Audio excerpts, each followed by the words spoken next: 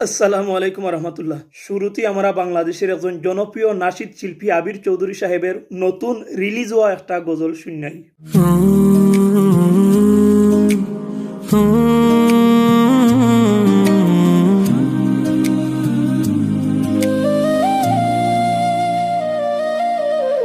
বাদলের ধারাতে তোমাতে হারাতে মন ভিজে যায় দূর মদিনায়।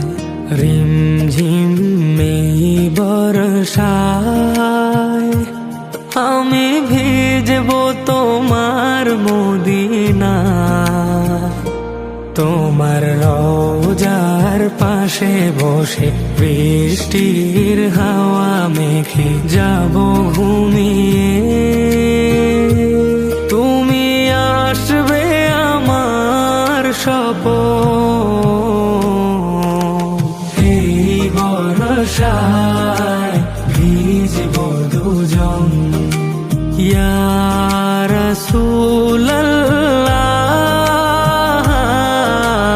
এই বর্ষায় ভিজব দুজন। গজলটা শোনার বাদে কিন্তু অনেকেই আপনারা দ্বিধাদ্বন্দ্বের মাঝে পড়ে গেছেন যে এটা গজল না রোমান্টিক গান। কি সুন্দর বাঁশির সুর, কত ধরনের বাজনা ব্যবহার করা হয়েছে, আর গজলের কথাগুলো অবশ্যই বুঝতে পারছেন যে এই বরসায় বীজব দুজন। সাধারণত এটা এই রোমান্টিক গান হইতে পারে, কিন্তু আমরা জনপ্রিয় নাশিদ শিল্পী, যে শিল্পীর ইতিপূর্বে অনেকটা গজল ভাইরাল হয়েছে, যে গজলগুলো ভাইরাল হওয়ার বাদে মানুষের অন্তরের মাঝে ধাক্কা লাগছে, তার মধ্যে অন্যতম হয়েছে গিয়া বিরহে দিলপুরে চারকার। এরপরে আর একটা গজল হয়েছে আমি লিখবো চিঠি সহ অনেকটা গজল ভাইরাল হয়েছে। আমরা দেখতাম পারছি বা দেখতাম পারলাম যে আবির চৌধুরী সাহেবের যতটা গজল রিলিজ হইল প্রত্যেকটা গজল হিট হইল, সকলেই মন প্রাণ দিয়ে শুনের। কিন্তু ইদানিং অর্থাৎ গত 2 থেকে 3 দিন আগে তাই একটা এই গজল আপলোড করছেন, যেটারে বুঝাইতে চাইছেন নাওতে রাসূল সাল্লাল্লাহু আলাইহি ওয়াসাল্লাম।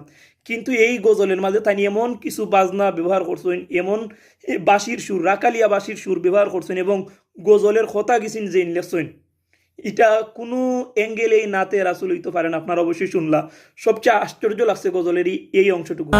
এই বর্ষায় ভিজব দুজন।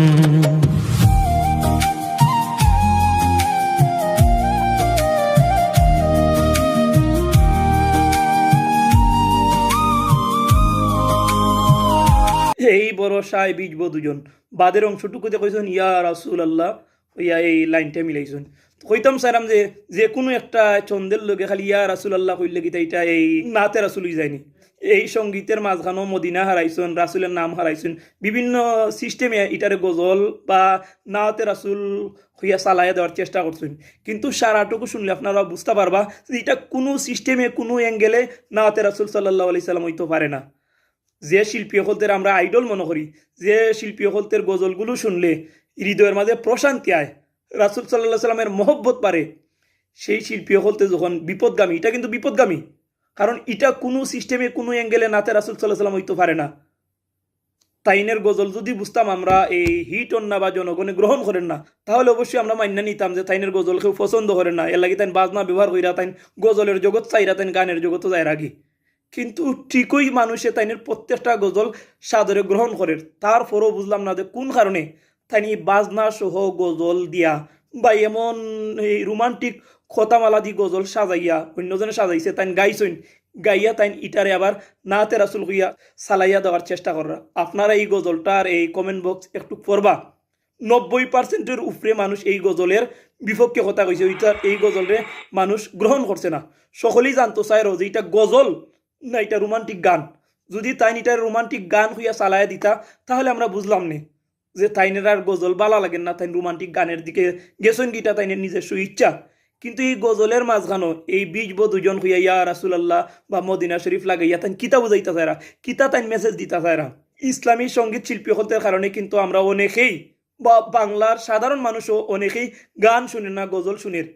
কিন্তু এই শিল্পীসকল যদি এখন সিস্টেম মতো যারা গানের জগৎ চাইরা গজলের জগৎ আইলো গজল শুনে, এখন এই শিল্পীসকলতে যদি তারা নিজেরাই গান তৈরি করে, গজলটা তারা গান বানায়, বা এই গজলের মাঝে বাজনা বালা করি ব্যবহার কইরা তারা রাখালিয়া বাসির সুর ব্যবহার কইরা যে শ্রোতাসকল গানের জগৎ চাইরা অর্থাৎ গান চাইরা গজল শোনা শুরু করছে, তারারে কৌশলে তারা এই সিস্টেম মতো গানও শোনার, তাহলে কি তার লাগি তারা এইরকম সিস্টেম করে, কি তার লাগি তারা এটারে গজল নামে চালাইয়া দেরো।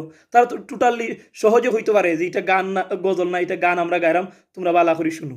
কষ্ট লাগে বিদায় মাত্রা, কারণ যে শিল্পী অকলতের গজল শোনার লাগে আমরা এক টানা থেকে আরেক টানা পর্যন্ত যাই বা গেছি, সেই শিল্পী অকলতের যখন চৌকের সামনে অধপতন ঘটে তখন কিন্তু মুখ বন্ধ করিয়া থাকা যায় না।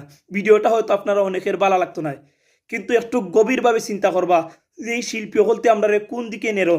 বাংলাদেশের কিছু কিছু শিল্পী, সব শিল্পী নাই, আবির চৌধুরী সাহেবের মতো কিছু কিছু শিল্পী হলতে সিস্টেম মতো আমরা নাচের জগৎ থেকে বা গজলের জগৎ থেকে তারা গানের দিকে নেওয়ার চেষ্টা করে, যার বাস্তব প্রমাণ এই গজলটি। এই বর্ষায় ভিজবো দুজন। পুরো গজলটি আপনারা শুনলে বুঝতে পারবা যে এটা আসলেই কি তা কোনো গজল না রোমান্টিক গান। যদি তাই স্ত্রীর লিয়া এই গানটা গাইতাননি তখন মানানশীল হইতো। ভিডিওটা শেষ করার আগে আমি বাংলাদেশের সকল ইসলামী সঙ্গীত শিল্পীদের হইমু যে আপনারা আর গজলের মাধ্যমে কিন্তু অনেকেই গান তো কি বিরত থাকার চেষ্টা করে। আল্লাহর ওয়াস্তে আপনারা এমন কোনো সঙ্গীত গাইবা না যে সঙ্গীতগুলো গাইলে আমরা যখন শুনি তখন এটা গজল না গান বোঝা যায় না, এমন কোনো সঙ্গীত আপনারা গাইবা না। হ্যাঁ, আমরা দেখছি প্রায়জনে দফ ব্যবহার করেন, সমস্যা নাই, দফ ব্যবহার করতে পারেন, কিন্তু এই দফের লগে বা দফের দুহাই দিয়া যদি আপনারা বিভিন্ন বাজনা বা রাকালিয়া বাঁশির সুর ব্যবহার করা শুরু করেন তখন কিন্তু গজল আর গানের মধ্যে কোনো পার্থক্য থাকে না। আশা করি কিতা হইতাম চাইছি বুঝতে পারছেন। যদি বালা লাগে অবশ্যই ভিডিওটা শেয়ার কইরা আবির চৌধুরী পর্যন্ত পৌঁছাই দিবা, আর যদি বালা না লাগে তাহলে কোনো কিছু করার নাই, কারণ যা সত্য তা আমি আপনার সাথে উপস্থাপন করার চেষ্টা করলাম। ধন্যবাদ সকলকে।